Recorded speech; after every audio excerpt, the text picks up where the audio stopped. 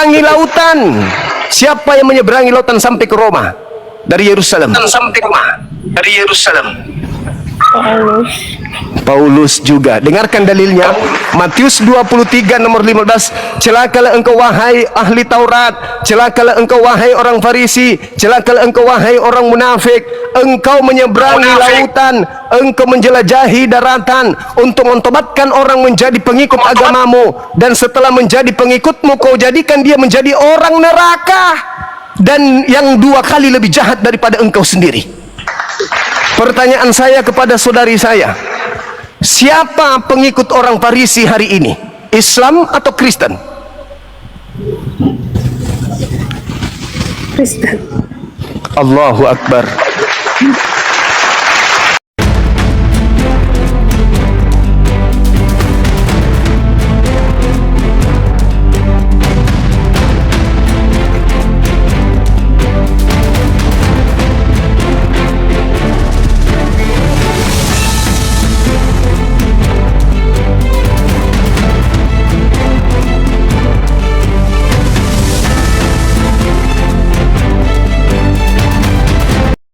Assalamualaikum warahmatullahi wabarakatuh. Selamat datang di channel Cahaya Debat, tempat kita membahas berbagai topik keimanan dengan terbuka dan penuh penghormatan. Pada video kali ini kita akan menyaksikan debat antara apologet Islam dan Kristen yang akan mengupas berbagai pertanyaan penting seputar keyakinan, sejarah, dan kebenaran. Dengarkan dengan pikiran terbuka, ambil pelajaran yang bermanfaat, dan tetap junjung tinggi sikap saling menghargai. Mari kita tonton diskusi dan debatnya sekarang.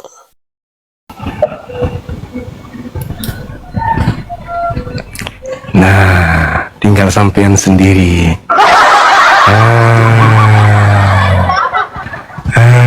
Mau lari juga nggak? Mau lari kemana, Bang? Aku udah lari kok. Aku tantang kamu. Oh, siap. Ini ada tema ciri-ciri nabi-nabi atau rasul palsu. Oh iya, nabi-nabi palsu. Iya betul. Nabi-nabi palsu itu yang menyamar sebagai Yesus itu. Oh iya. Iya. Ya, Matius 23, 24 itu. Matius 24 itu nabi-nabi palsu itu menyamar seperti Yesus. Iya. Kalau saudara saya sudah mengakui menyamar seperti Yesus, siapa yang pernah didatangi sosok yang sama seperti Yesus? Nabi Muhammad ke Paulus ke? Paulus itu diutus untuk menyampaikan kabar baik juga, Bang. Iya. Tapi kalau Muhammad saya tidak kenal, Bang. Kalau Muhammad saya tidak kenal. Iya. Pokoknya saya lahir belum ada Muhammad, belum ada Paulus, saya belum kenal. Iya, baik. Pertanyaan Tapi yang saya kenal cuma satu, pribadinya satu saja, Yesus, Bang. Iya, baik. Saudara, tadi nabi palsu itu dia berpura-pura menjadi Yesus, kan gitu ya? Iya. Kan Matius 24 bilang, sebab Mesias palsu dan nabi-nabi palsu itu akan muncul kan? Iya. Itu dia. Nah, kemungkinannya, itu dia. Tanda-tanda nabi palsu itu bisa kamu lihat dari buahnya. Oh iya, dari buahnya. Matius 7 itu dari buahnya. Buahnya itu adalah buahnya bagaimana, Bang? Buahnya memanggil Yesus Tuhan, bernubuat, bermukjizat, mengusir setan pakai nama Yesus. Itu ada di mana, Bang? Di Islam atau di Kristen? Iya, begini, Bang. Kan Bang tadi bilang dari buahnya lah ya. Kan di Matius 7 ayat 16, dari buahnya lah kamu akan mengenal mereka. Iya. Kadang nabi palsu ini, orang itu yang berbuat dosa, dia bisa berbuat pakai nama Yesus. Itu yang nabi-nabi palsu.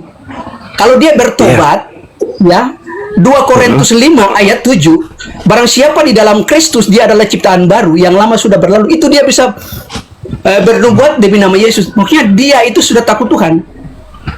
Itu yang maksud saya dibilang orang yang takut Tuhan. Buah dari nabi dari palsu buahnya itu. Ya, makanya di Matius 7 karena saya bilang ayat 16, dari buahnya lah kamu mengenal mereka. Dapatkah orang memetik buah anggur dari semak duri atau buah ara dari rumput duri? Nah, ini dari 17 bilang ya, demikianlah setiap pohon yang baik menghasilkan buah yang baik. Ya. Sedangkan pohon yang bagus. tidak baik menghasilkan buah yang tidak baik. Nah, Bagus. itu nabi-nabi palsu, itu nabi yang sudah berbicara tentang nama Yesus tadi, tapi tidak memerlukan pertobatan. Itu nabi-nabi palsu. Buahnya seperti apa Yesus katakan? Baca terus Buahnya sampai yang mereka 23. lakukan. Satu, ya, 9 buah roh itu yang ada mesti pada orang itu, ya. Kasih, Itu sukacita, itu nggak damai ada. sejahtera, kelemah lembutan, ada bang. itu tidak seperti itu buahnya. Coba dibaca 22 23. Apa yang di mana? Di Yakobus Matius, berapa? di Matius 7, Matius 7 kan masih Ya. panjang itu. Ya betul, Ya. 21. Bukan setiap orang bersuruh kepadaku. Betul, 21 ini kan bilang begitu bang. Tapi maksudnya mereka berseru kalau ketika mereka kenal kebenaran, mereka takut akan Tuhan. Itu yang berbicara tentang yang takut akan Tuhan, ya, bukan nabi-nabi palsu. Nabi-nabi palsu itu mereka tidak takut Tuhan. Buahnya, Jadi, Bang. tadi Anda sudah Iya, membaca dari sedikit. buahnya, dari Buahnya buahnya itu- perbuatannya, iya, dari buahnya perbuatannya, ya, orangnya itu waktu bisa kenal orang itu. Ya, Ya. tanda-tanda dari Seperti buah bang itu begini, apa? bang. Memanggil Ya, Yesus contoh, Bang. Tuhan. Bang begini, saya kasih ilustrasi. Bang kenal Al-Quran ya? Kenal, Saya tanya dulu. Kenal Al-Quran, kenal firman-Nya. kenal. Nah, kenapa bang gini bang? Bang bahas Alkitab saya kasih tahu ya. Belum orang sampai mengerti Alkitab karena Alkitab ini susah diterjemahkan. Banyak orang terjemahkan juga ada banyak keluar dari firman-Nya. Jadi bang juga Jangan- baca firman, bang juga banyak salah. Begini bang, saya kasih tahu per bang ya, kalau mau lihat kita mengenal buahnya ya. Yesus pernah berbicara begini. Ya, Yohanes 3 ya ayat 35-36 bilang begini, Bapa mengasihi anak, dengar, dan telah menyerahkan segala sesuatu kepadanya. Iya. Barang siapa percaya kepada anak, dengar, ya. ia beroleh hidup yang kekal. Sudah cukup, saya tidak lanjut. Iya. Selesai bang. Oke, saya tanggapi. Kalau Anda percaya kepada Yesus, kenapa Anda jadi Kristen? Dengar bang, Kristen itu dengar artinya Kristen, tahu ya? Artinya Bukan. Kristen itu pengikut Kristus. Dia pengikut Yesus. Oke, Yesus ngerti? mengatakan, Iya. tanda-tanda buah dari nabi palsu itu bermukjizat pakai Iya, namaku. tanda-tanda Sabar. buah itu nabi palsu itu. Saya dengar, saya yang orang Kristen, saya bisa mengenal orang Kristen itu seperti apa. Saya tuh tahu. Dengar. Jadi Saya menurut mengenal saudara, orang itu, dengar, Bang. sabar. Kita bang ini sabar, tar. Saya tuh tidak mau menghakimi orang itu. Itu mereka Tuhan bilang itu hakku yang menghakimi, bukan hakku. Ya, Oke. haknya Tuhan yang menghakimi. Buahnya Dari di mana? nabi palsu ini. Ya, Buah dari nabi palsu itu di Kristen atau di Islam? saya tidak tahu ada di Islam, ada di Kristen. Ya, ada di Itu Islam, jangan- ada di Kristen. Katanya siapa yang Tidak percaya boleh, Yesus Bang. memperoleh hidup Semua kekal, itu kan ada gitu? di Islam, ada di Kristen, Bang. Jadi Di begini, mana Bang, di saya di mengenal mana Kristen ini ya, dengar. saudara. Di mana di Islam mengusir setan pakai nama Yesus? Iya betul, dia ada nggak ada di Islam kan? Nggak Tapi ada di Justru Islam. gini, saya Berarti kasih tahu. berarti Petrus buahnya mengusir di setan Kristen. nggak? Saya tanya kamu, Petrus mengusir setan nggak? Petrus dulu. mengusir setan nggak? Sabar Petrus dulu, Bang, mengusir setan sabar. kan Petrus itu kan dia juga muridnya Yesus. Sabar, Tapi dia sabar, mengusir sabar. setan itu lari. Sabar. Betul nggak? Sabar. Aduh, Apakah buah nabi palsu ini ada di Islam atau di Kristen menurut saudara saya ini? Menurut saya ada di Islam, ada di Kristen. Wah, Oke? berarti Anda sudah Buah melakukan itu begini, penipuan. dengar. Buah itu dengar. Buah ini Anda- yang suka menghujat Tuhan. Anda melakukan menghakimi. enggak ada. Nggak ada, Anda Bang. jangan Anda ngarang-ngarang jangan- cerita. Jangan Anda nama-nama. Jangan Anda nama-nama. Ngarang cerita, Bang. Enggak. Yesus Kamu juga mengatakan, ngarang cerita dari firman saya. dari Hati-hati, Bang. buahnya Kamu ngarang kau cerita dari dapat firman saya. mengenal Hati-hati, Bang. mereka. Ya? Ini nasihat Saya Yesus mengenal kepada kamu juga, Bani kamu itu nabi-nabi Israel. palsu juga. Saya kenal kamu itu juga kamu seperti nabi palsu ya. Hati-hati, Bang. Jadi kamu kalau mau Ya, dengarkan ya, dengarkan. Jangan emosi. Tahan emosi, tahan ya. Jadi kata Yesus kepada kaumnya Bani Israel, lagi-lagi bukan kepada Kristen Yesus itu berbicara, kepada Bani Israel. Kepada orang Yahudi Yesus berpesan, "Hei murid-muridku Bani Israel, waspadalah kepada nabi palsu yang datang kepadamu menyamar seperti Bani Israel, padahal sesungguhnya dia itu adalah bangsa Roma." Serigala itu identik dengan Roma. Domba itu adalah identik dengan Bani Yakub. Waspadalah kepada nabi palsu yang datang kepadamu, nyamar Bani Yakub padahal sesungguhnya dia adalah Bani Romawi. Matius 7 nomor 15. Dari buahnya kau bisa melihat dia. Dapatkah pohon yang baik menghasilkan buah yang baik, atau pohon yang tidak baik menghasilkan buah yang tidak baik? Pohon yang tidak baik dan buahnya akan ditebang dan dilemparkan masuk ke dalam api yang menyala-nyala. Dari mana kau bisa mengenal nabi palsu ini, Yahudi palsu? Dari mana kau bisa mengenal Yahudi palsu atau domba palsu ini? Dari buahnya. Apa buahnya Yahudi palsu tersebut? Yahudi palsu memanggil aku Tuhan, tapi bukan Yahudi. Bernubuat pakai nama aku, tapi bukan Yahudi. Mengusir setan pakai nama aku, tapi bukan Yahudi. Bernubuat pakai nama aku, tetapi mereka bukan Yahudi. Inilah tanda-tanda dari buah palsu itu, dari nabi palsu itu. Nah, wahai orang-orang Yahudi, jika di luar Yahudi ada kelompok manusia atau bangsa asing yang bermujizat, bernubuat, memakai namaku, itulah buah dari nabi palsu tersebut. Itulah buah dari Yahudi palsu. Itulah buah dari domba palsu. Maka kalau kau sudah menemukan di dalam tubuh mereka salah seorang saja yang bermujizat, bernubuat, memakai nama aku, maka siapa batangnya di sana? Batangnya adalah Paulus. Maka semua yang percaya kepada Paulus sebagai rasul itu semuanya ditebang. Batangnya ditebang, yaitu nabinya, ajaran nabinya ditebang, sehingga buah-buahnya itu semuanya berguguran menjadi buah yang layu yang dilemparkan ke dalam api neraka jahanam. Begitu saudaraku. Jadi mumpung masih ada kesempatan, pahamilah nabi palsu itu dari buahnya. Nabi palsu artinya Yahudi palsu, artinya Israel palsu, keturunan Yakub palsu. Bukan Bani Israel, tetapi mereka adalah bangsa asing yang memakai kitabnya Bani Israel, bangsa asing yang memakai nama Yesus, bangsa asing yang memakai nama Elohim, bangsa asing yang mengatasnamakan Yesus, tapi dia adalah orang Timur, orang Papua, orang Manado, orang Toraja, orang Batak, orang Makassar, orang Bugis, orang Cina, orang Thailand, orang Indonesia, orang Belanda, orang Amerika. Bukan bangsa Israel, tetapi memakai nama Yesus untuk mengusir setan. Maka mereka adalah buah dari nabi palsu tersebut. Selesai.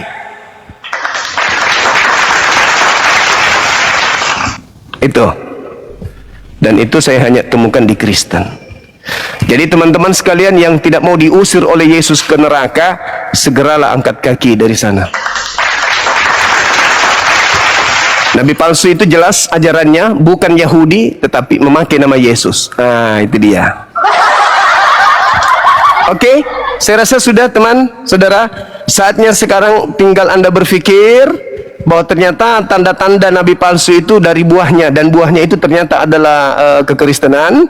Karena Kristen itu bukan Yahudi, tetapi memakai nama Yahudi. Artinya tidak mungkin Yahudi nyamar Yahudi, tidak mungkin Yahudi nyamar domba, itu nggak mungkin. Yang ada non Yahudi nyamar domba. Domba itu keturunan Yakub. Tidak mungkin keturunan Yakub menyamar keturunan Yakub. Yang ada adalah orang Timur yang bukan keturunan Yakub menyamar menjadi Yahudi rohani. Itulah dia penghuni neraka sesuai dengan Matius 7. Oke ya, itu saudara ya. Oke, sudah sadar ya. Sudah tahu bahwa buah nabi palsu itu adalah Anda. Udah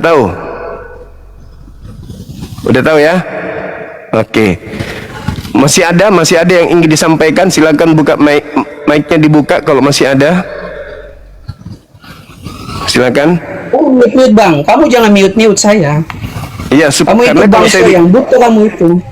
Kalau saya, kamu itu bangsa yang buta bang, kamu itu bangsa yang buta. Oh, kalau saya bangsa Makanya, buta, ya oke. saya- Mari ya kita saya uji siapa yang buta. 21 itu kamu itu bangsa yang buta, Bang. Oke, baik, Ya, baik. Kita ya saya kita 21 itu buktikan. kamu itu bangsa yang buta, makanya kamu Oke, tidak tahu baik. kebenaran. Jangan Baik, kamu baik, baik. jangan kamu sok-sok tidak tahu kebenaran kamu. Jangan bicara terus, kita gantian. Kita buktikan siapa bangsa yang buta itu, Bang. Boleh? Ya, enggak usah. Saya enggak usah ke sana. Ya saya kayak 21 enggak usah. Tapi saya mau bilang, kamu itu bangsa yang buta, kamu itu tahu enggak tahu. Sekali lagi, mau kita bahas siapa bangsa buta itu? Melihat orang dikira ayam, matanya rabun, itu pasti. Melihat orang dikira Tuhan, itulah mata yang buta.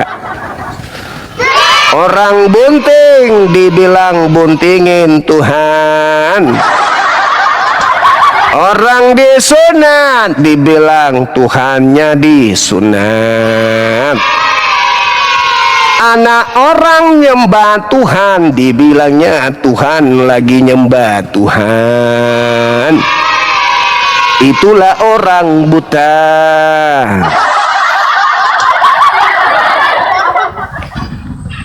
Halo, selamat malam. Halo, selamat sore. Oh, sore. Ya, silakan saudaraku jenggot naga, buka kamera, kita diskusi. Mama. Bisa, Bang. Gimana? Bang, nggak bisa, tapi saya kasih satu ayat buat abang dulu untuk terkait ini. Oh, kenapa orang Kristen mengikuti Nabi ajaran palsu. Yesus itu? Enggak dong, mana ada ajaran Yesus diikuti Kristen? Mana saya ada? kasih satu ayat saja baru saya turun. Bang. Satu saja perintah Yesus yang dilakukan Kristen itu nggak ada. Satu ayat saja, Bang. Satu ayat saja baru Bang, supaya Bang tahu kalau orang Kristen itu kenapa dipanggil mengikuti Yesus. Satu ayat saja, bisa. Tidak Bang. ada Kristen mengikuti Yesus. Oh, Yesus tidak Iya, makan bisa babi, tidak saya kalian kasih makan satu babi. ayat, Bang. Bang, bisa saya Buka kasih kamera satu dulu dong. Buka kamera dong. Tidak bisa, Bang, saya punya ini belum cukup. Aduh, menderita kali kau ini jadi orang kau. Coba baca dulu Yohanes. Nggak ada Yohanes itu, nggak ada Kristen di situ, nggak ada. Nggak ada Yohanes berkaitan dan Kristen di situ, nggak ada. Kau mau baca Yohanes berapa? Nggak ada. Halo, wakil Tuhan, semangat sore. Ya, selamat sore. Sore juga. Assalamualaikum. Waalaikumsalam. Islam. Oh, Islam. Iya. Kepencet tadi, Bang. Oke, thank you Bang. Seram kali ininya nama akunnya, wakil Tuhan. Alamak.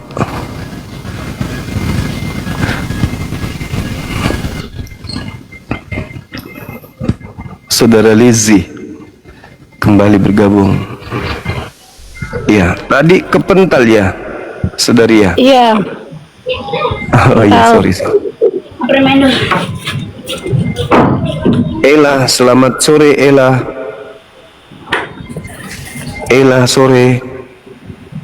Halo. Halo. Iya, selamat sore. Sore dari mana? Aku dari Tangerang. Iya. Agama. Oh, agama aku Islam. Oh, ini yang penyanyi dangdut itu ya? Kenapa? Yang penyanyi dangdut itu bukan? Bukan. Oh, bukan. Iya. Mirip artis soalnya. Emang iya? Iya, mirip. Kenapa Saudaranya bisa? siapa itu? Saudaranya Alam. Bukan atuh. Wah. Ini Bahaya ini. hostnya acara apa ya? Dialog lintas iman. Masih belum paham aku. Dialog lintas agama. Hostnya dari mana? Saya di Dubai, dari Dubai. Oh, dari Dubai. Iya. Ya, salam kenal ya, host. Iya, sama-sama Peti Pera. Aku boleh follow hostnya? Boleh, silakan. Oke. Iya. DM aja nanti. Nanti aku kirim kuaci. Anjay.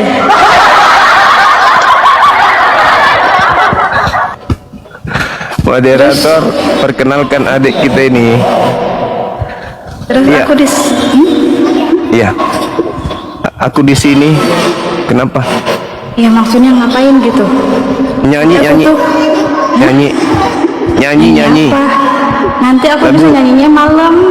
HP-nya lobet no. Oh iya, malam aja malam. Nyanyinya di pinggir di pinggir kuburan bagus. Harusnya agak lain ya Allah. Iya. Saya lanjut dulu ya. Iya. Iya. Makasih. Salam kenal. Iya. Iya, hati-hati di jalan. Aduh, moderator kalau yang kayak gitu nggak diturunin langsung. Moderator ini.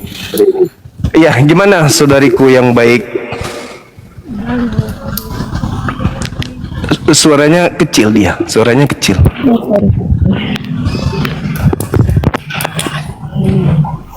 Sudah? Iya.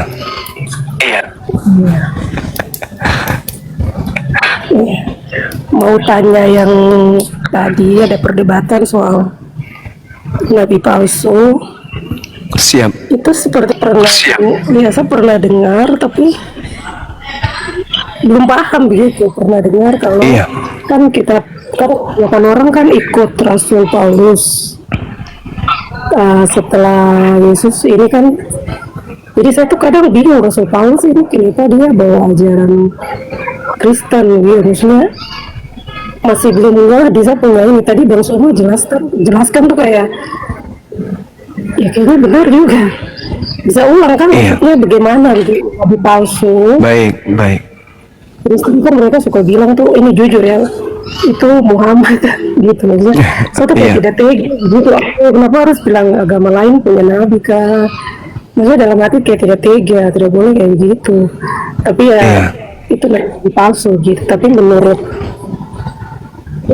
kalau dari saya kan masih kurang Iya. Iya, boleh saya jelaskan, saudari saya? ya boleh. Oke, baik. Jadi ketika Yesus mengajar kepada orang Yahudi kan? Benar nggak? Iya. Ya, Iya. itu dulu Sampai harus tiga diakui. kali. Sorry. Saya sengaja. Boleh. Iya. Jadi Yesus mengajar kepada orang Yahudi. Iya. Kita Islam tak ada di situ. Iya. Paulus juga pengikutnya orang Kristen juga tak ada di situ kan gitu ya. Jadi di situ hanya ada Yesus dan orang Yahudi. Lalu Yesus berpesan kepada orang Yahudi. Apa kata pesan Yesus?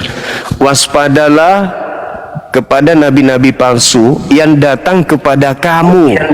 Nah, nabi palsunya datang kepada siapa? Menurut dalil itu, Matius 7 nomor 15. Menurut saudari saya, ketika Yesus berpesan kepada Bani Israel muridnya, waspadalah kepada nabi-nabi palsu yang datang kepada kamu.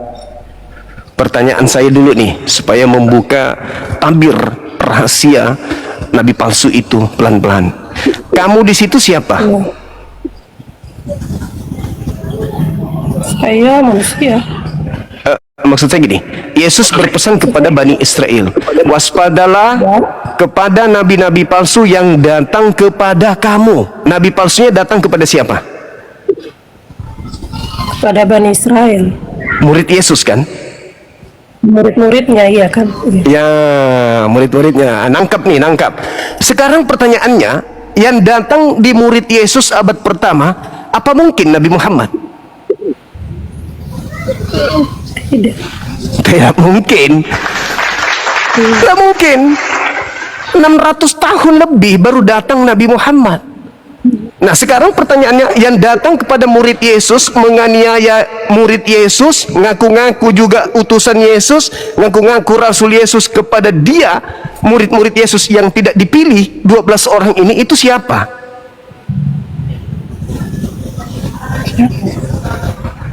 Paulus. Itu sudah. sudah.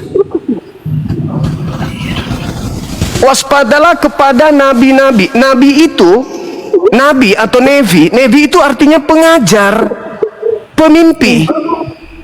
Paulus mengajar kan? Iya. Ya. Di dalam KPR 13 nomor 1 dan di Antioquia ada beberapa nabi dan pengajar. Di antaranya adalah Saulus. Jadi nabi itu Saulus. Waspadalah kepada nabi-nabi palsu yang datang kepada kamu. Nah, kamu di sini Bani Israel murid Yesus, dua oknum yang mendirikan Islam Nabi Muhammad, yang mendirikan Kristen adalah Paulus. Siapa yang datang kepada murid Yesus? Nabi Muhammad atau Paulus? Paulus. Paulus. Berarti syarat pertama, kandidat pertama yang nabi palsunya, kandidat pertama adalah Paulus. Yang kedua, menyamar domba. Domba itu adalah murid Yesus. Yesus adalah gembala, muridnya adalah domba. Betul? Iya. Ketika Yesus penginjilan, ketika Yesus mengajar, adakah Paulus hadir sebagai dombanya? Tidak pernah. Tidak ada. Dua kategori terpenuhi oleh Paulus. Yang pertama, datang kepada murid Yesus. Yang kedua, nyamar domba, nyamar murid Yesus. Padahal dia adalah serigala yang buas. Apakah Nabi Muhammad serigala? Bukan. Apakah Paulus serigala? Tunggu dulu, saya terangkan dulu. Saya buktikan secara data kalau Paulus itu adalah serigala. Pelan-pelan. Iya. Kita lihat di dalam Kejadian 49 nomor 27. Di data 1:49, Kejadian 49 nomor 1-nya, Yakub mengumpulkan seluruh anak-anaknya untuk menceritakan kepada mereka bagaimana laku mereka kelak ke depan. Jadi Yakub memanggil ke-12 anaknya untuk Yakub ramalkan satu-satu. Di data nomor 27, Yakub diramalkan begini. Yakub, engkau lakumu kelak, keturunanmu berlaku seperti serigala, pada pagi hari merampok, merampas, mencuri, pada sore hari membagi-bagikan hasil rampasannya. Jadi kata Yakub, anak Benyamin, keturunan Benyamin, lakunya seperti serigala, merampok dan membagi-bagikan hasil rampokannya. Mari kita lihat, apakah Paulus ini adalah keturunan Benyamin? Ternyata di dalam Filipi 3 nomor 5, Paulus sendiri mengatakan, aku adalah orang Yahudi dari keturunan Benyamin. Jedar. 3 pasal terpenuhi. 3 pasal terpenuhi. Yang pertama tadi adalah nabi, pengajar. Yang kedua datang kepada murid Yesus. Yang ketiga kemudian mengaku domba murid Yesus. Yang ketiga adalah serigala keturunan Benyamin. Terpenuhi. Yang keempat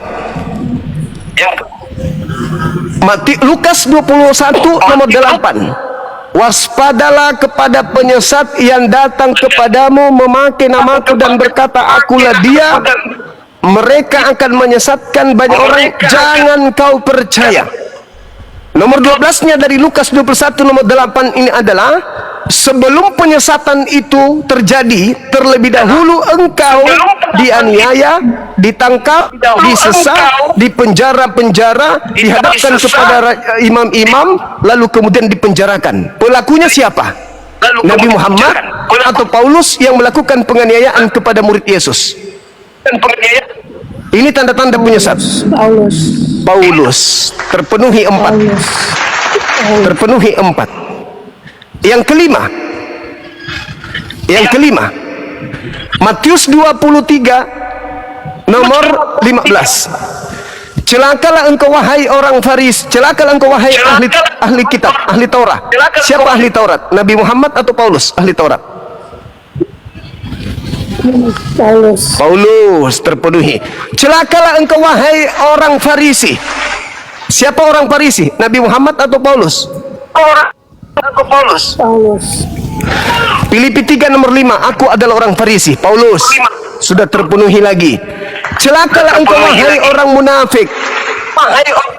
Mari kita buktikan siapa yang munafik, Nabi Muhammad atau Paulus. Di dalam surat Paulus 1 Korintus 9 nomor 20, 21, 22 dia mengatakan begini. Kepada orang Yahudi aku mengaku sebagai orang Yahudi supaya aku bisa memenangkan banyak orang Yahudi. Kepada non-Yahudi aku mengaku sebagai non-Yahudi supaya aku memenangkan non-Yahudi. Kepada penganut Taurat aku mengaku aku ini adalah penganut Taurat meskipun aku tidak taat kepada Taurat supaya aku bisa memenangkan banyak penganut Taurat. Kepada orang yang tidak taat kepada Taurat aku mengaku juga tidak taat kepada Taurat supaya aku bisa memenangkan mereka yang tidak menganut hukum Taurat. Lalu aku menjadi segala dari segala. Kepada orang lemah aku mengaku lemah, kepada orang kuat aku mengaku kuat, kepada orang tinggi aku mengaku tinggi, kepada orang rendah kemanapun aku pergi aku mewarnai diriku di mana itu aku pergi supaya aku bisa memenangkan banyak jiwa-jiwa. Sekarang pertanyaannya, ketika ada orang Bugis mengaku Bugis, kepada orang Jawa dia mengaku orang Jawa, kepada orang Makassar dia mengaku orang Makassar, ketemu orang Papua, kamu orang apa? Aku orang Papua. Ketemu orang Batak, kamu orang apa? Aku orang Batak. Ketemu orang Manado, kamu orang apa? Aku orang Manado. Menurut saudari saya, itu orang munafik atau bukan? Munafik atau bukan? Munafik, Durlan. Munafik terpenuhi oleh Paulus. Engkau menjelajahi daratan. Pertanyaan saya, siapa yang menjelajahi daratan? Saudariku, siapa yang menjelajahi daratan meninggalkan Yerusalem sampai ke Antioquia? Siapa itu?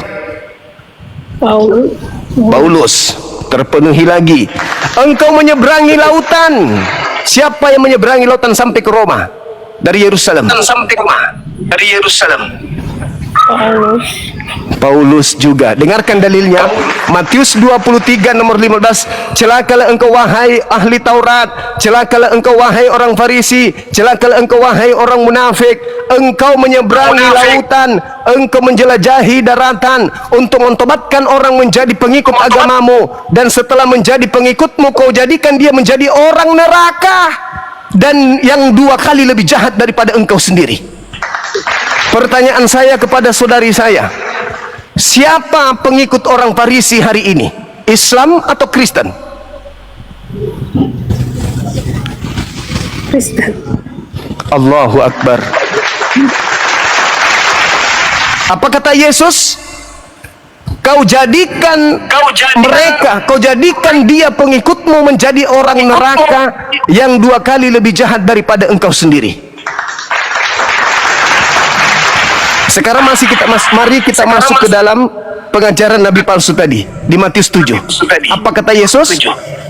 Waspadalah kepada nabi-nabi palsu yang datang kepadamu menyamar seperti domba, padahal sesungguhnya dia adalah serigala yang buas. Dari buahnya engkau akan melihat dia. Dari ajarannya, maksudnya dari pengikutnya. Dapatkah buah yang baik dipetik dari pohon yang tidak baik? Atau sebaliknya, dapatkah buah yang tidak baik dipetik dari pohon yang baik? Pohon yang baik akan membuahkan buah yang baik. Pohon yang jahat akan membuahkan buah yang jahat. Pohon yang menghasilkan buah yang jahat akan ditebang dan dilemparkan ke dalam neraka, akan dibakar dalam api neraka.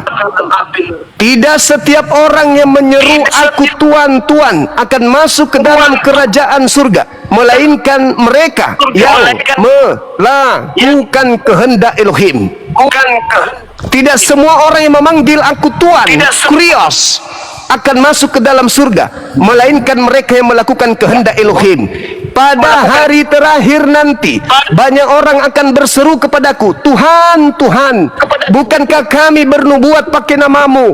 Bukankah kami bermujizat pakai namamu? Bukankah kami bernubuat pakai mengusir setan pakai namamu? Pada saat itulah aku Yesus berterus terang kepada mereka, enyahlah daripadaku, aku tidak mengenal kalian, kalian semua adalah pembuat kejahatan. Pertanyaannya muncul, pengikut siapa yang memanggil Yesus Tuhan? Pengikut siapa bermujizat pakai nama Yesus? Pengikut siapa yang mengusir setan pakai nama Yesus? Dalam nama Yesus, dalam nama Yesus. Apakah pengikut Nabi Muhammad atau pengikut Paulus?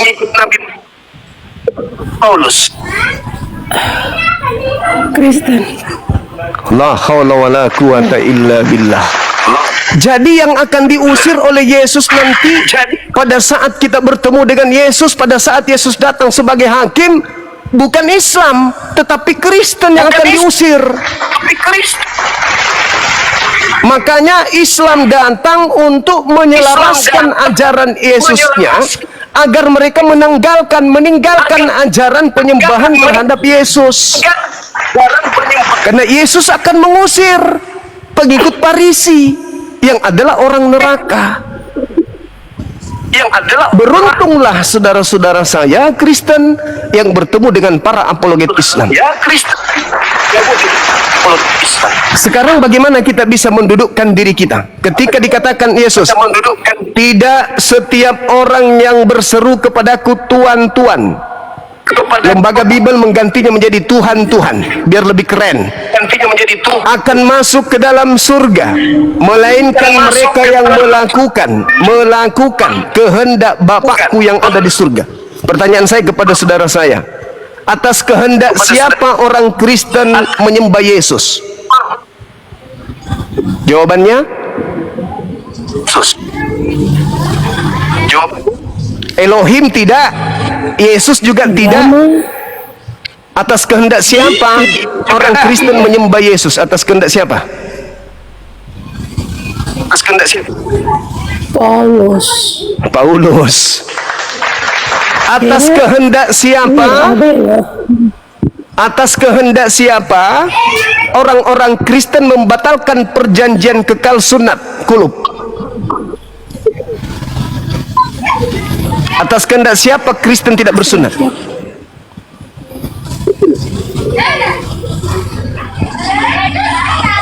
Di Alkitab itu ada bersunat deh. Galatia 5 nomor 2, barang siapa yang menyunatkan kulubnya, maka Yesus Kristus tidak berguna baginya. Paulus. Atas kehendak siapa saudara kami Kristen makan babi?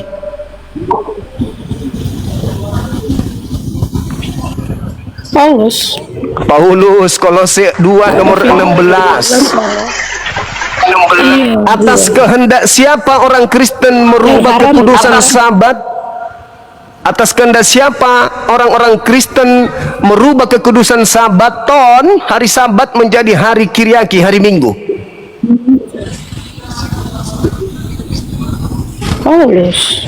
Kolose 2 nomor 16, Paulus. Nah, kata Yesus, tidak akan masuk surga orang yang memanggil aku Tuhan selain mereka yang melakukan kehendak Bapakku yang ada di surga. Bapakku berkehendak agar Bapak jangan menyembah Yesus, menyembah hanya ada kepada Bapak saja. Bapakku berkehendak agar engkau bersunat. Bapakku berkehendak agar jangan kau makan babi. Bapakku berkehendak agar kau kuduskan hari Sabat. Tapi Kristen pengikut Paulus merubah itu semua. Maka Yesus mengatakan, enyahlah daripadaku, aku tidak mengenal kalian, kalian semua adalah pembuat kejahatan. Jadi nabi palsu, pengajar palsu, rasul palsu itu sudah dapat kita ketahui dari detik ini, kalau kita menggunakan akal sehat. Itu udah pasti itu. Kenapa Yesus datang menjadi hakim? Kenapa bukan Nabi Muhammad? Kenapa bukan Nabi Musa? Kenapa Yesus yang turun ke bumi yang kembali untuk yang kedua kalinya? Karena Yesus diminta oleh Allah mempertanggungjawabkan kemudian keadaan itu. Al-Quran surah Al-Ma'idah ayat 116 ayat 117. Wa iskalallah ya Isa anta qulta linnas tahizuni. Wahai Isa, apakah engkau yang mengajarkan orang-orang Kristen ini menyembah dirimu selain daripada aku? Nabi Isa mengatakan, qala subhanaka ma yakunu li an aqula ma laysa li bihaqqa. Maha suci engkau ya Allah, aku tidak pernah mengajarkan orang Kristen untuk menyembah diriku. Aku hanya mengajarkan kepada kaumku, sembahlah Allah. Allah adalah Tuhanku dan Tuhanmu. Makanya Yesus turun untuk yang kedua kalinya. Berdasarkan Yohanes 12:44-50, Yesus akan datang kedua kalinya untuk menghakimi manusia berdasarkan atas firman Tuhan yang pernah ia ajarkan kepada kaumnya Bani Israel. Yesus turun menjadi hakim karena ada yang terdakwa. Siapa yang terdakwa? Kristen. Kenapa Kristen terdakwa? Karena Kristen melantik Yesus menjadi Tuhan di hadapan Tuhannya Yesus. Padahal Yesus mengatakan apa? Di dalam Yohanes 12, barang siapa yang menolak aku, tidak menerima firmanku, dia sudah ada hakimnya, yaitu firman yang pernah aku sampaikan kepada mereka. Firman itulah kelak yang akan menjadi hakimnya di akhir zaman. Dan firman yang aku sampaikan kepadamu adalah firman dari Bapakku yang ada di surga, dan perintahnya itu adalah hidup yang kekal. Jadi dia akan turun menjadi hakim, menghakimi manusia. Padahal Yesus mengatakan, aku tidak berkata-kata dari diriku sendiri, aku tidak dapat berbuat apa-apa dari diriku sendiri. Ada yang melantiknya menjadi Tuhan. Inilah yang akan dihakimi oleh Yesus. Akan diminta kepada pendeta dan kepada pastor, wahai pendeta, wahai pastor, sejak kapan aku mengajarkan engkau kekristenan? Sejak kapan aku mengajarkan engkau untuk berpidato di depan orang agar aku ini dituhankan, disembah? Kapan aku ajarkan itu? Kapan aku ajarkan Injil Lukas, Injil Markus, Injil Matius, Injil Yohanes? Kapan aku ajarkan itu? Kapan aku ajarkan kerasulan Paulus? Kapan aku ajarkan tentang gereja? Kapan aku ajarkan tentang Natalan? Kapan aku ajarkan kemudian makan babi, tidak bersunat dan seterusnya? Kapan? Jangan kau permalukan aku di hadapan Tuhanku. Yohanes 14 nomor 31. Dunia harus tahu bahwa aku Yesus senantiasa mengasihi Bapa Elohim, sebab aku senantiasa melakukan apa yang diperintahkan Bapa kepada aku. Yesus seorang Muslim yang taat. Yesus adalah juru Islam, dia bukan juru Kristen. Subhanallah. Makanya kami cinta kepada Yesus. Umat Islam itu cinta Yesus, sayang kepada Yesus, hormat kepada Yesus. Makanya umat Islam itu melawan keras terhadap konsep dari Barat yang mengatakan Yesus mati disalib, yang mengatakan Yesus ditampar, diludahin, ditonjok, apalagi ditombak, digantung, diseret, dibunuh. Umat Islam tidak suka tuduhan-tuduhan seperti itu. Sebab Yesus itu manusia mulia. Yesus itu manusia suci yang dijaga oleh Tuhan. Tuhan mengatakan di dalam Keluaran 23 nomor 7 nomor 8. Jangan kau membunuh orang yang benar, jangan kau membunuh orang yang tidak bersalah. Sebab aku Tuhan, tidak akan membenarkan orang yang bersalah. Jadi kalau kesimpulannya begini, siapa yang menginginkan penyaliban terhadap Yesus? Iblis. Iblis mau Yesus mati. Berapa kali iblis melakukan pencobaan membunuh Yesus? Betul? Yesus seringkali ingin dibunuh oleh iblis, dibawa ke bumbungan bait suci, dibawa ke bukit tertinggi, dibawa ke tepi jurang, dibawa ke padang gurun untuk dibunuh. Hanya iblislah yang ingin Yesus itu mati. Supaya apa? Supaya tidak ada juru selamat dibunuh. Supaya dia bisa menyesatkan manusia, iblis ini. Nah, umat Islam tidak mau Yesus itu dibunuh. Tapi orang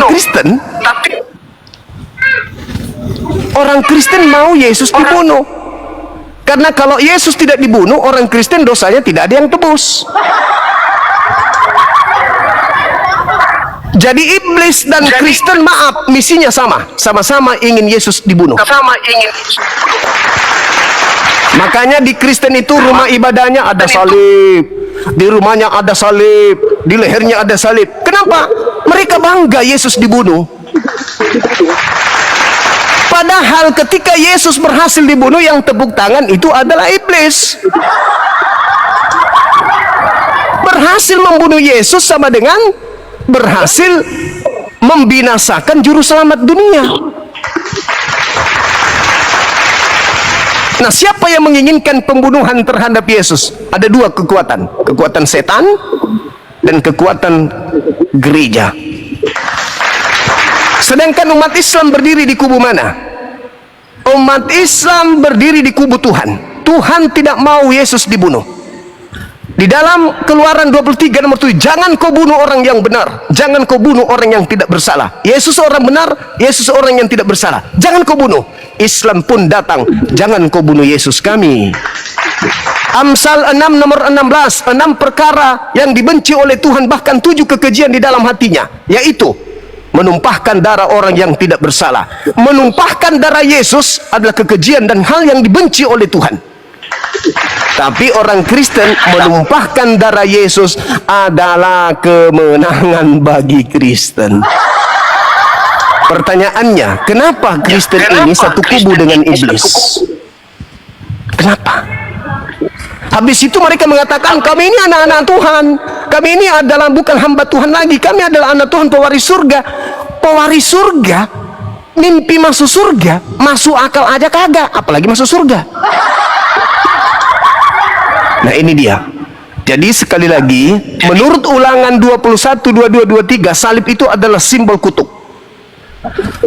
Tetapi di Kristen dirubah, salib itu adalah simbol keselamatan, halilintar.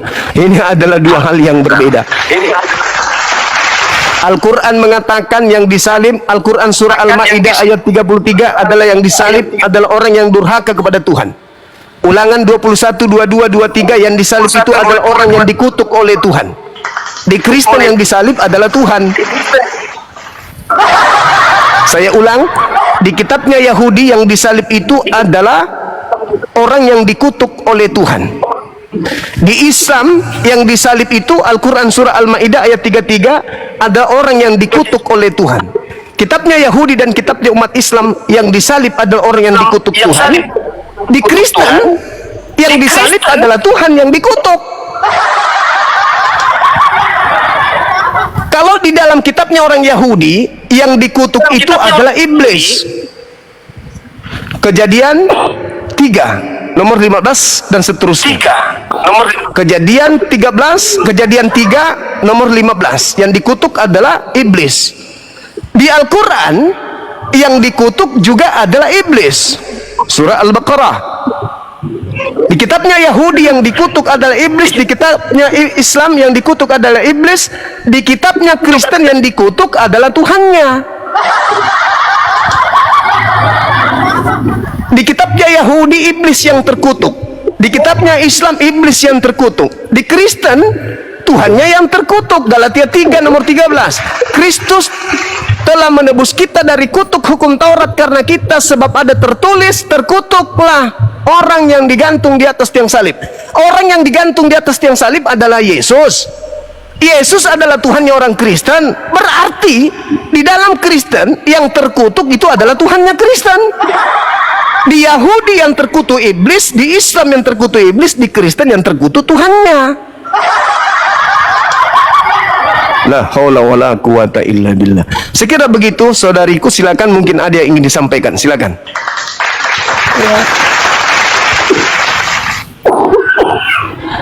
Ya baik, terima kasih. Hari ini baru saya dengar penjelasan yang ada ayatnya. Alhamdulillah. Karena ada ayatnya. Saya pernah dengar, tapi karena tidak ada ayatnya, saya kadang tidak percaya gitu. Tapi tadi Bang Suma menjelaskan tentang nabi palsu. Saya memang selama ini tuh berpikirnya, kenapa di perjanjian lama dan perjanjian baru itu beda? Kenapa harus ada penumpahan darah? Terus kok tidak nyambung ke Yesus? Yesusnya harus menumpahkan darah. Yang di perjanjian lama nih itu Tuhan siapa begitu? Terus kenapa harus disambungkan ke perjanjian baru Yesus ada tumpahan darah lagi untuk kita yang selamat, bukan gereja setan juga kayak gitu. Itu korban-korban mendarah. Tidak, itu saya punya pikiran, minta maaf. Iya. Pikirannya saya yang saya berpikir kan sama saja mereka juga minum darah. Terus kita juga minum darah. Jadi saya jadi kayak berpikir sendiri begitu. Kenapa harus darah gitu? Maksudnya ini konsepnya bagaimana begitu? Yesus mati terus darahnya. Terus iblis yang di perjanjian lama tuh kayaknya kayak rasa-rasa kalau baca di perjanjian lama tuh kayak seketakutan baca kitab perjanjian lama. Ketakutannya itu terlalu banyak korban darah begitu. Apa-apa sedikit darah, Iya. sedikit darah. Ini Tuhannya haus darah atau bagaimana? Atau ini Tuhan ini sampai mintanya tuh darah gitu, sampai di Yesus juga harus darah lagi begitu. Iya. Ngeri jadinya kan ngeri sendiri begitu. Tapi terima kasih tadi sudah jelas tentang. Saya jadi ngeri sebenarnya sampai kepanasan, pusing kayak ini sampai sudah ada ayatnya berarti sudah, maksudnya sudah ya, oke. Iya. Itu jadi saya sempat berpikir tuh kayak ini Tuhan haus darah kah? Harus ada darah lagi di perjanjian lama, terus sampai di perjanjian baru, terus ada darah lagi. Ini Tuhan atau setan yang minta darah? Iya. Punya pikiran. Iya. Punya pikiran sendiri yang saya lah, cuman kalau di ayat-ayat ini saya tidak terlalu hafal ayat Alkitab karena saya kadang tidak terlalu baca, tidak terlalu ke gereja juga karena saya tuyung sudah sampai sudah umur segini masih tuyung gitu, ini mana yang benar. Saya kebingungan sendiri, saya punya pikiran macam ada yang tidak masuk akal gitu, tidak masuk akal. Masya Allah. Semua harus pakai darah begitu. Terus kita hari Minggu itu harus ada perjamuan minum darah. Itu saya kadang-kadang seperti tidak mau ambil gitu, kayak aduh saya punya hati nuraninya kayak terus saya harus minum darah begitu. Saya tidak tahu saya logika jalan atau logika bagaimana begitu. Kadang saya tidak mau terima, saya tidak terima tubuh dan darah Yesus, tidak. Kadang saya tolak, tidak mau terima. Kan biasanya ada perjamuan kan di gereja, minum anggur itu sebagai darah dan ini, cuman saya kayak aduh kenapa harus kayak darah, kayak macam ada roh lain atau selain Tuhan yang minta darah begitu. Itu kan Iya. ini saya kayak bisa, aduh tidak saya tidak, saya biar berdiri berdasarkan saya punya hati nurani saja. Kalau saya rasa saya belum dapat jawaban ya sudah, karena saya belum dapat jawaban. Yang tentang Bang Zuma tadi jelaskan, saya pernah dengar juga kalau Rasul Paulus ini dia ini yang menyesatkan begitu, tapi karena cuma ngomongnya kayak gitu tidak ada dasarnya, jadi saya kayak tidak tanggapi kayak dasarnya apa gitu. Kadang kan saya punya otak ini kayak harus ada dasarnya dulu, kalau tidak ada saya tidak bisa. Iya. Tidak Betul. bisa. Jadi kadang mereka suka biasa keras kepala apa, bukan keras kepala, dasarnya apa gitu, dibilang begini dasarnya apa. Kalau dasarnya baru bisa dicerna di otak, di pikiran, logika, oh masuk akal, itu baru bisa diterima. Tapi terima kasih tadi Bang sudah jelaskan. Iya. Saya ngeri sebenarnya, ya saya mau keluar dari Kristen. Ini saya, yang lain kalau mau jadi Kristen terapa? Allahu Akbar. Sudah. Dan sedangnya di sini berarti eksekusi aja sudah. Yang lain cari jalan gitu, masing-masing cari keselamatan. Iya. Iya, subhanallah. Kenapa ada pengorbanan darah di perjanjian lama itu selalu Iya. dari kejadian. Ini saya kadang baca kitab tuh bingung, terus bingung sama ngeri, merinding sendiri, suka lempar kitab, aduh ada ini ada pengorban-korban begini sampai anaknya Abraham juga harus, itu siapa yang suruh, Tuhan atau siapa begitu suruh korbankan Ishak? Atau itu yang saya kadang tidak masuk di. Terus akhirnya Yesus dibawa-bawa lagi darah lagi. Kenapa kita semua harus minum darah buat selamat kah? Sebenarnya ini bagaimana, ini ada apa dengan dunia ini ada apa begitu, bingungin. Iya. Gitu Bang ya. Iya, baik. Tapi saya jujur, Sebenarnya, sebenarnya di hari Minggu ini, hari ini kita di Kristen itu mereka bilang hari Roh Kudus. Saya tidak tahu apa turunnya Roh Kudus apa di hari ini. Saya ngeri tadi dibahaskan tuh kayak di saat saya, ya ampun, saya masuk neraka. Saya juga nabi palsu. Ya secara tidak langsung kan. iya, Secara tidak langsung kan saya juga nabi palsu. iya, Secara tidak langsung. Berarti saya hidup di dunia ini untuk menjadi nabi palsu, untuk dihukum, untuk terus apa? Hidup di dunia ini untuk apa?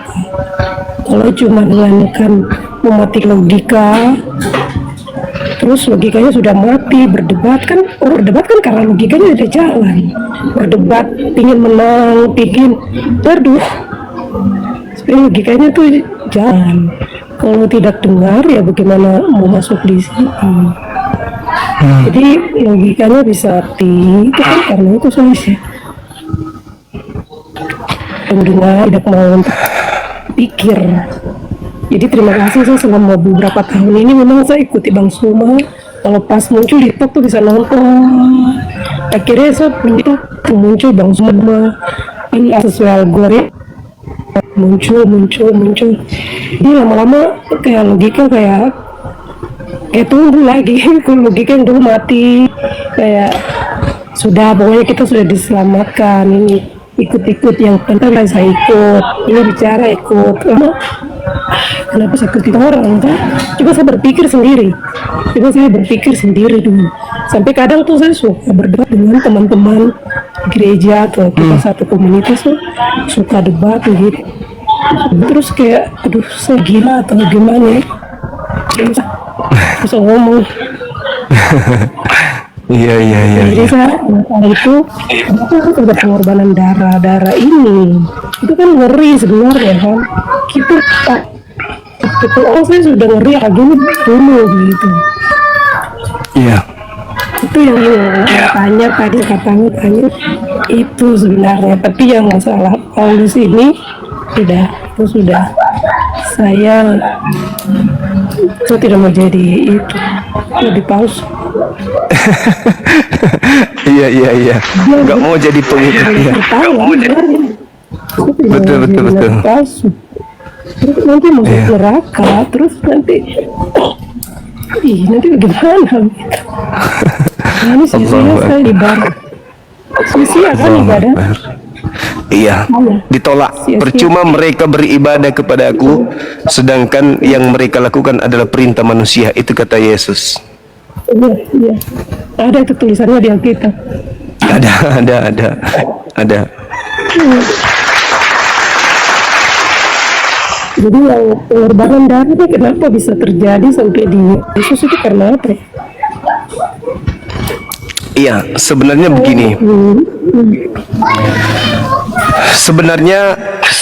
Sebenarnya hal ini, mohon maaf nih, kalau kita berbicara mengenai Al-Quran, maka Al-Quran sudah lebih dulu menetapkan fariqan hada wa fariqan haqqa alaihimud dalalah. Jadi sebagian manusia itu sudah pantas mendapatkan petunjuk karena mereka menggunakan akal sehat, dan sebagian lagi dari mereka itu sepantasnya kemudian untuk sesat karena mereka tidak menggunakan akal sehat. Kenapa ada pengajaran seperti itu? Karena mereka mendapatkan kutuk, baik menurut Al-Quran maupun menurut Yesus. Menurut Yesus, kenapa ada orang yang menjadikan salib itu sebagai simbol keselamatan? Yesus menerangkan itu. mereka harus menggenapi, mereka harus memenuhi takaran nenek moyang mereka. Di mana tertulis? Di Matius 23 nomor 32 sampai 36. Bagaimana mungkin engkau akan meloloskan dirimu dari api neraka, wahai engkau ular-ular, wahai engkau keturunan ular beludak? Sebab kamu harus memenuhi takaran nenek moyangmu yang telah menumpahkan darah orang benar, mulai dari Habel sampai kepada Zakaria anak bereknya. Aku berkata kepadamu bahwa semua ini akan dipenuhi, akan digenapi oleh angkatan ini. Al-Quran menarasikan ketika mereka orang-orang yang menolak Nabi Isa, Nabi Isa kemudian bertanya kepada murid-muridnya, "Man ansari ilallah?" Siapakah di antara kalian, wahai murid-muridku, yang akan menolongku untuk menegakkan agama Allah? Apa agama Allah itu? La ilaha illallah Isa Rasulullah. Yohanes 17 nomor 3. Hidup kekal itu adalah mereka mengenal engkau satu-satunya Allah yang benar dan mengenal Yesus Kristus yang engkau utus. La ilaha illallah Yesus Rasulullah. Itu jelas itu. Yohanes 17 nomor 3. Tetapi di antara mereka ada yang ingin berupaya membunuh Nabi Isa, membunuh Yesus. Maka Allah mengatakan apa? Wa makaru makarallah wallahu khairul makirin. Mereka membuat makar. Markus 14 nomor 1, Matius 26 nomor 4, nomor 59. Mereka membuat tipu muslihat, mereka membuat kesaksian-kesaksian palsu, mereka dengki, mereka kerasukan setan untuk menyusun siasat agar bisa membunuh Yesus. Wa makaru wa makarallah. Mereka membuat makar, maka Allah membalas makar mereka, sebab sesungguhnya Allah adalah sebaik-baiknya pembalas kejahatan. Di mana itu tertulis? Matius 16 nomor 23. Enyalah iblis, sebab engkau adalah satu batu sandungan daripadaku. Engkau hanya memikirkan apa yang dipikirkan oleh manusia, engkau tidak memikirkan apa yang dipikirkan oleh Tuhan. Wa makarallah wallahu khairul makirin. Allah sudah menetapkan pembalasan terhadap mereka yang membuat makar untuk membunuh Nabi Isa alaihissalam. Apa yang terjadi makar itu?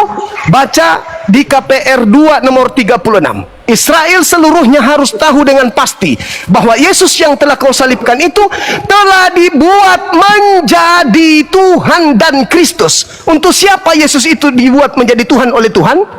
Untuk angkatan jahat.